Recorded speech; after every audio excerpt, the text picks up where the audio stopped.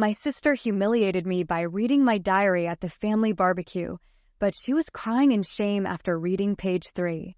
It started like every other family barbecue, Dad flipping burgers with his usual serious face, Mom carrying trays of food like she was running a banquet, cousins tossing a football across the yard, and my sister, Lindsay, being the loudest voice in the mix. She moved from group to group like she was hosting a talk show, laughing too loudly, tossing out jokes, and like always looking for her next target. Usually, that was me. She had a habit of making people laugh at my expense. Childhood stories, clumsy moments, dumb things I said when I was 12. If there was a way to spin it into a joke, she would. People played along, smiling uncomfortably while pretending not to notice how I kept to myself. I'd stopped reacting a long time ago, figuring that staying quiet gave her less to feed on. But that afternoon, something shifted.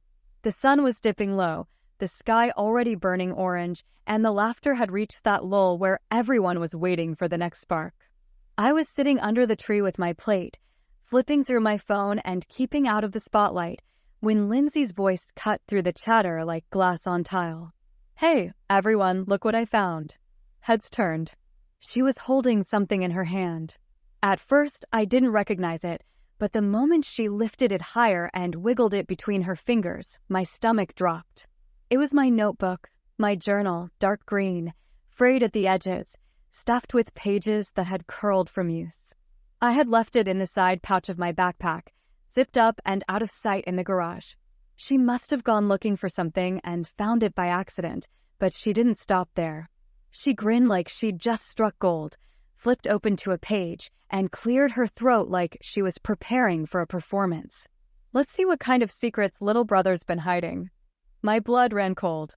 I stood up fast, almost knocking over my plate. "Lindsay, stop. That's private." But she was already reading. Her voice rang out across the yard, loud and bright. She picked the light stuff first, an awkward entry about a girl I liked last year, a short rant about school stress. She exaggerated every word, tossing in dramatic gasps and fake sobs, making the words sound like a bad stage play.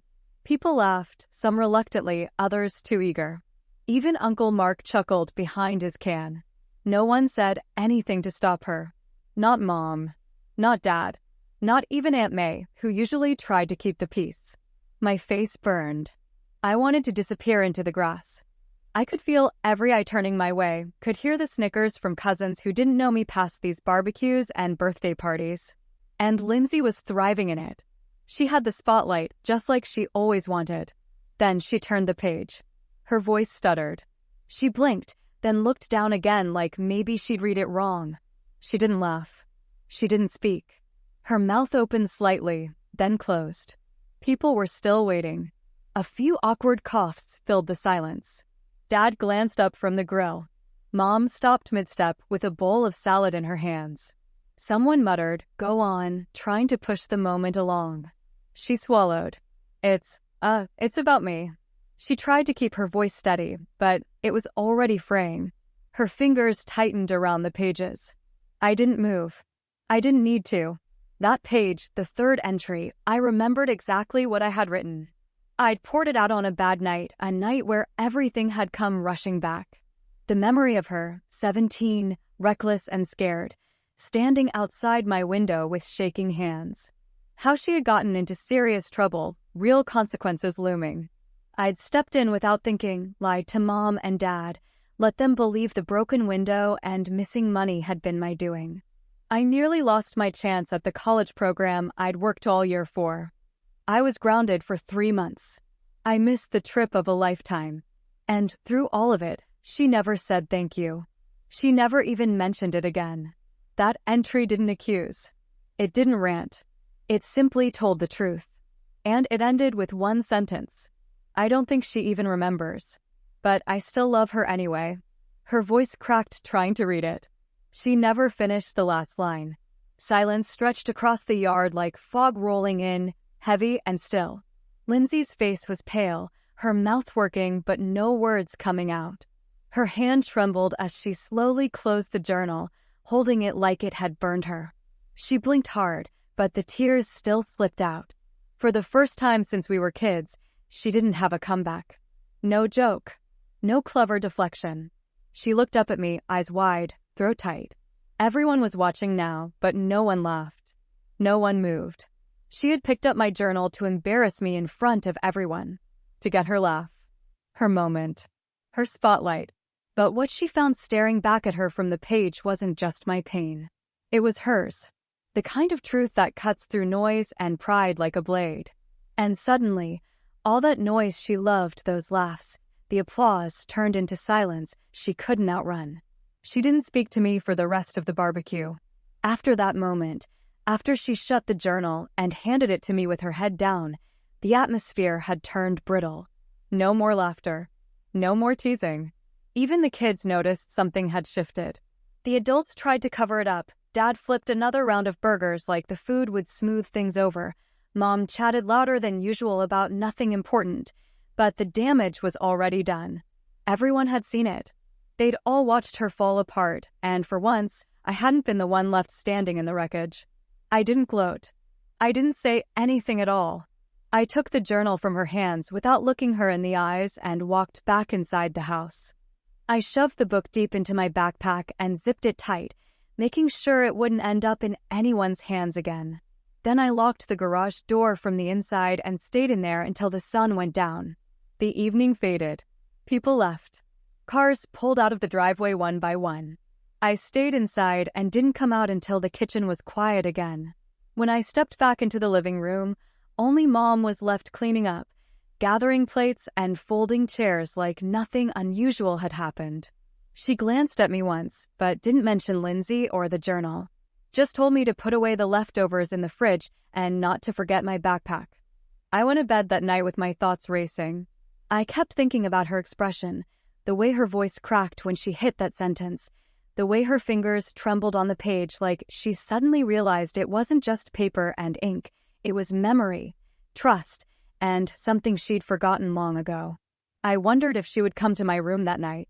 Knock. Say something. But she didn't. Not a word. Her door stayed shut, and so did mine. The next morning, she was gone. No note. No text. Her car missing from the driveway. Dad mentioned she left early, said something vague about needing to clear her head. He didn't ask me what happened. I knew he'd heard enough from the others. Maybe he didn't want to know more. For 3 days, I didn't hear a single word from her. Not even a message. Then, out of nowhere, I got a text on a Thursday afternoon. 2 words.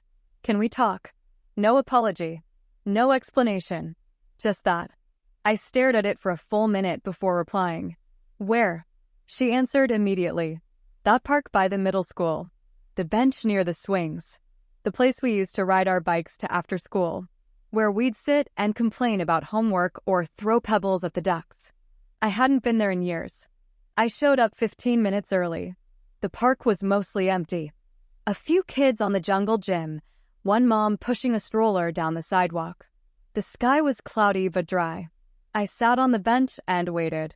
She arrived right on time. Lindsay looked different. Not dramatically. Just quieter.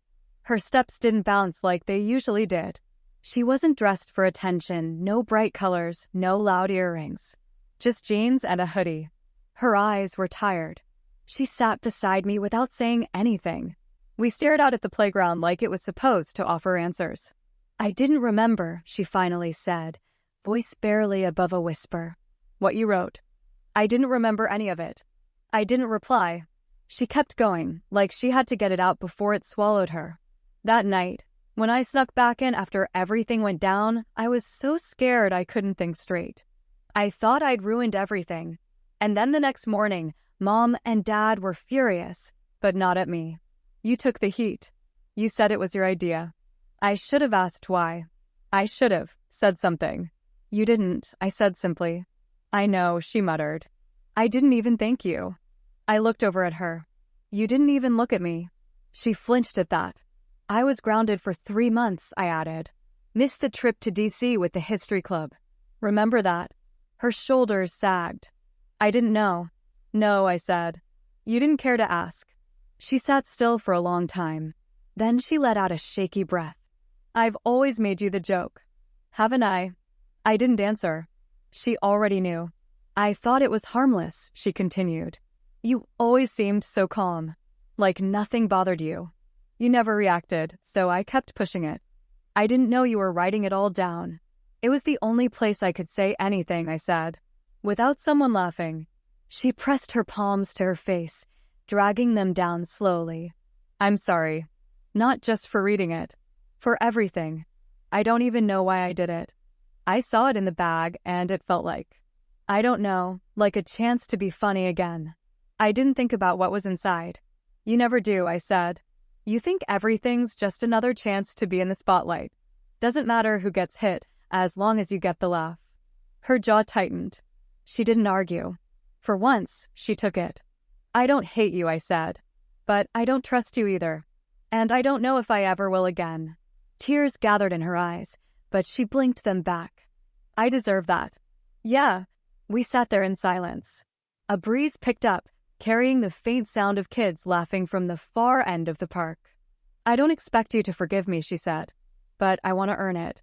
If that means shutting up and backing off, I'll do it. If it means showing up when it matters, I'll try. Just don't shut me out forever. I stared ahead, thinking about how many years we'd spent pretending things were fine. All the moments I swallowed instead of speaking. All the times she made me small just to feel big. I'm not shutting you out, I said eventually. But I'm not going to make it easy either. I wouldn't expect you to. We left the park without saying much more. She went one way. I went the other. The next few weeks were different. She didn't come around as often. When she did, she didn't dominate the room. She stayed quiet, helped with dishes, checked in on Mom without trying to be the center of every conversation. She texted me sometimes nothing deep, just checking in, asking how school was going or sending me a meme that actually made sense for once. She didn't ask for the journal. She didn't bring it up again. And neither did I. But something in her had changed. Not overnight. Not dramatically. Just enough to notice. The attention seeker who once lit up every room had started learning how to sit in silence. Then came Thanksgiving. Another family gathering. Another big table. I braced myself for the usual awkward laughs and questions, but this time was different. Lindsay brought a pie. She made it herself. That alone stunned everyone. She helped set the table. She sat beside me without joking. And when Aunt May made a teasing comment about me finally talking more this year, Lindsay didn't join in. She just smiled and passed me the rolls. Later, after dessert, when most people were slipping into food comas or watching the game, she pulled me aside in the hallway. I've been going to therapy, she said. I looked at her surprised. Since the barbecue, she added. I didn't want to say anything until I was sure I'd stick with it. I nodded. Good. It's helping. Slowly. Good, I repeated. She looked nervous. Can I ask you something? Depends what it is. Can I read more of your journal? Not to mock. Just to understand. I thought about it. About the entries that were raw, honest, full of moments I'd buried. I didn't answer right away. Not yet, I said finally. Maybe one day.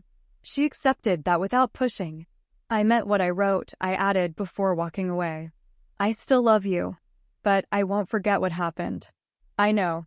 She stood in the hallway for a moment after I left, then turned and walked back toward the dining room, where the rest of the family sat laughing over something Dad said. I went upstairs, sat on the edge of my bed, took out the journal and flipped past the first few pages. Page 3 was worn now, the crease down the middle deeper than before. I read the last line again. I don't think she even remembers. But I still love her anyway. Maybe she didn't remember then. But now she'd never forget. Winter came fast that year. By the time December rolled in, the trees were bare and the mornings were covered in frost. Lindsay hadn't slipped back into her old patterns, and I watched that closely. The silence between us had settled into something more balanced. Not cold, not forced, just careful. Like we were learning to interact from the ground up. She didn't try to overcompensate. No random gifts. No sudden, dramatic apologies. She just stayed consistent. Small things, steady presence. Every time she texted, it had a purpose. If she called, it wasn't to complain or joke. It was to ask if I needed anything. If I wanted to join her for lunch. if I was okay. I didn't always say yes, but I noticed. And more than that, I believed it was real. One weekend, she invited me to a small gathering at her place. Just a few people, mostly coworkers. I almost said no out of habit, but then I remembered that she hadn't crossed a line in months. That mattered. So I agreed. Her apartment was neat, quieter than I expected. The people she'd invited weren't loud or shallow. They were friendly without being overbearing. They knew who I was, but none of them brought up the barbecue or anything from the past. One guy even said Lindsay had mentioned I was good with tech, asked me a question about a graphics driver issue. It was small, but it was respectful. Like she'd introduced me for who I was, not a punchline, not a side character, just me. After the others left, she poured hot cocoa and we sat across from each other on her small couch. She didn't force conversation. We just sipped and let the silence settle. Then she reached for something on the coffee table. A notebook. A new one. She handed it to me. I started writing, she said. Not a journal. Not like yours. Just thoughts. Feelings. Stuff I've never said out loud. I flipped it open. The first page was blank, but the second had writing. Neat. Careful. Honest. She wasn't trying to impress me. She was just trying to be real. I never understood how much you were holding in, she said. How heavy all of that must have been. I always thought I was the one carrying everything. But I was loud. You were quiet. You kept it all inside. That's why I wrote, I said. So I wouldn't explode. She nodded slowly. You were stronger than I gave you credit for. That hit harder than I expected. She didn't mean it as a compliment. It was just a fact. One she hadn't acknowledged before. I handed the notebook back. Keep going. It helps. I will. For the first time in years, I didn't feel guarded around her. Not fully relaxed, not totally open, but the wall had cracks now. Real ones. Over the next few months, we rebuilt. She started inviting me more often to her apartment, to lunch, to simple outings where it wasn't about showmanship. She asked questions about my life, actually listened to the answers. And she let me talk. No interruptions. No sarcasm. Just space. When I brought up the past, she didn't shy away. She faced it directly. Never once tried to twist it or downplay it. Eventually, I let her read more of my journal. Not all of it. Just the parts that mattered. She read them quietly, eyes moving slowly across the pages, sometimes pausing to breathe. When she finished one entry, she'd close the notebook gently and ask a question, not to defend herself, but to understand. I saw the change in how she treated others too. No more cutting jokes at someone's expense. No more spotlight chasing. Her voice stayed steady, her attention on what others needed. She even called Mom more often, just to talk. Not to be dramatic. Not to fish for praise. Just to check in. By the time spring rolled around, we'd come far enough that I didn't feel the need to keep one foot out the door. The damage hadn't vanished, but the trust had started to regrow. Then came the day I got the call. It was a Wednesday afternoon. I was coming out of class when my phone buzzed. Lindsay's number flashed on the screen. Her voice was shaking. It's Dad. He collapsed at work. They've taken him to the hospital. I got there as fast as I could. When I walked into the waiting room, she was already pacing, arms crossed tight, eyes red but dry. She ran up to me the moment I arrived. They said it was his heart. They're running tests now. Mom's on her way. I didn't say anything. I just sat beside her. And for the first time, she leaned on me, not metaphorically. Literally. She rested her head on my shoulder and sat there, silent. No quips. No walls. Just raw, honest fear. Dad pulled through. Minor blockage. He needed rest and medication, but it wasn't as bad as they'd first thought. Still, it shook us. It brought the whole family into sharper focus. Life didn't pause for grudges or pride. You had to hold on to the people who mattered while you could. That night, as we sat in the hospital cafeteria waiting for Dad's transfer paperwork, Lindsay looked at me with a kind of calm I hadn't seen in her before. I know I can't erase what I did, she said, but I want to keep doing better. Not just for you. For me too. You are, I said. And I see it. She smiled. Not wide. Not dramatic, just real. Months passed. Our conversations deepened. We started joking again, not the old kind, not sharp or mocking, just honest humor between people who knew each other well. Eventually, she asked if she could write something in my journal. Not an entry, she explained. Just something for you to find. One day, I agreed. I didn't check for it right away, but one afternoon, when I was flipping through the older entries, I found a folded piece of paper tucked between the pages. Her handwriting was neat, more careful than I'd ever seen from her. You always saw me clearer than I saw myself. You saved me once, and I never said thank you. So here it is. Thank you for your silence, for your strength, for loving me when I didn't deserve it. I'll spend every day trying to be someone worthy of that. Lindsay. I folded the note and slipped it back where I found it. And that was the closure I didn't know I needed. Years passed. We didn't become perfect siblings. We argued sometimes. We misunderstood each other now and then. But we respected the line we'd drawn, and neither of us crossed it again. She kept writing. I did too. Eventually, she asked me to help her set up a blog, a place for people who felt unheard to share their stories. She called it Page 3, said it was the moment that changed everything. I smiled when I saw the name, because I knew exactly what it meant. And so did she.